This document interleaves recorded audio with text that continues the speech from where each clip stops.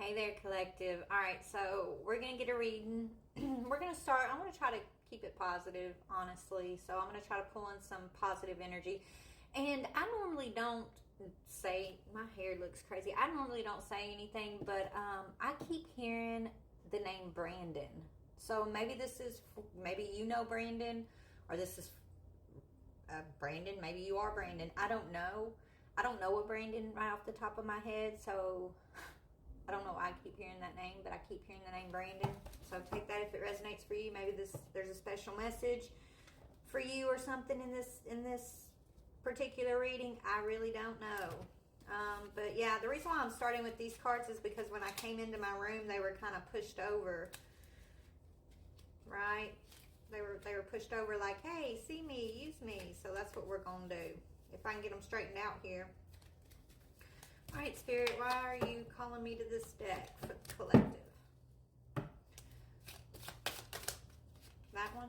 That was trying to come out. Balance. I love that word, balance. There was a time in my life where I didn't even think about balance at all. Right? Life was just one disaster or surviving one chaotic situation or one anxious situation after another. Feeling like I was spending my whole life dipping and dodging energy. And so balance is such a sweet word when you finally understand it, right? When you finally acquire this balance. But it says differences are necessary part of human evolution, and everything in life is comprised of opposites, which together make life whole. If you light a candle in a room already flooded with light, the light of your candle would be indistinguishable from the light which already exists. Because of darkness, we are able to perceive the light. Both are necessary. We know, Spirit, we know. Oh, wow, this one's mixed in, and I don't know why. It's from a completely different deck, see? Oh, look, it's got the angel wings on the back. The past is now behind you. Release it and embrace new possibilities. A new path is now available to you. Follow it with faith. So, collective, whoever I'm talking to, maybe we're talking to a Brandon. I don't know. But in general, collective, you have acquired some balance here, and it required you to get a new perspective about the past, right? Release and embrace new perspective, new possibilities. Understand that every time you get redirected on your path, it's almost like your lifeline branches. It's like your lifeline, it just takes all these different little branches. And so you've branched off on a new path here, is what they're showing me. And it's because you have balance. You've balanced the past. You've found balance within yourself. You've overcome differences, and you've accepted that differences are a necessary part of your evolution. You've accepted, literally, this card flew out. Look. Your third eye is open, but the first word says acceptance. Acceptance is the key to inner peace. At times we must accept things as they are. There is no point trying to change that which is beyond our control. This is the lesson that we've learned. I know I had to learn this one. And so because you have learned this lesson, collective, we're no longer zigging and zagging, dipping and dodging, surviving. We are balanced, and we accept the past for what it has been. Every light part of it and every dark part of it, Acceptance is the key to have peace through it all, is what Spirit is saying here. You can't change what is beyond your control. But what can we do then? We can't change what's beyond our control, but we can be responsible for our personal balance. And what else, Spirit? What else, if we can't change what's beyond our control, what should we do?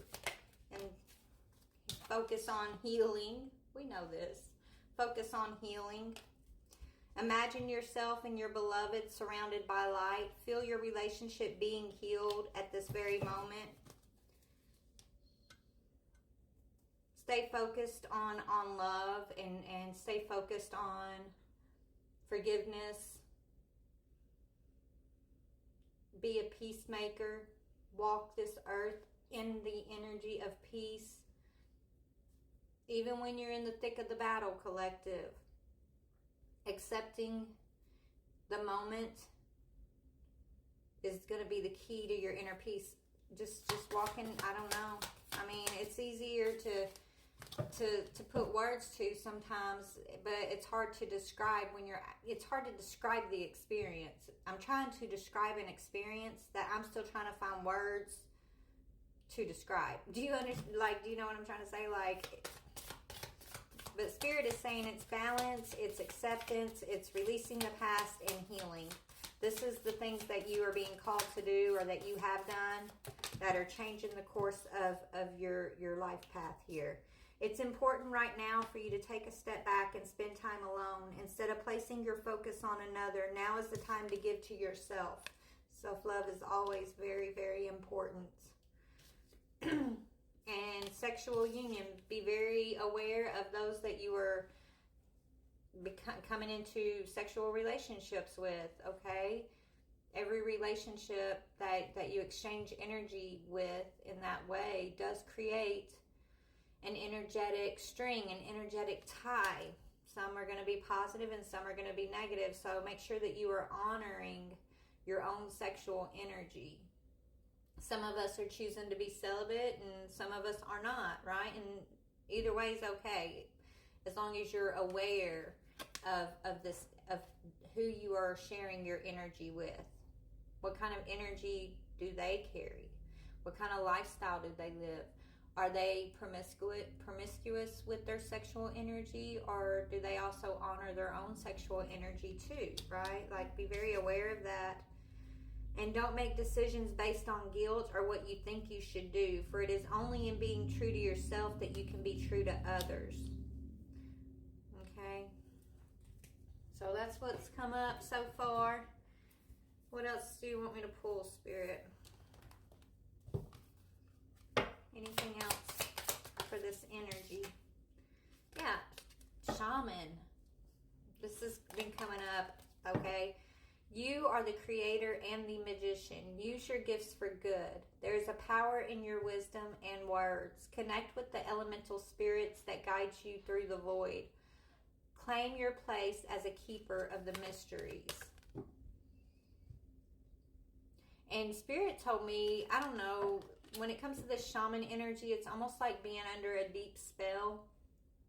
When you're awakening the shaman within yourself, you got to find your way out of the void, right? That's another aspect of, I guess, dark night of the soul is the shaman awakening within us.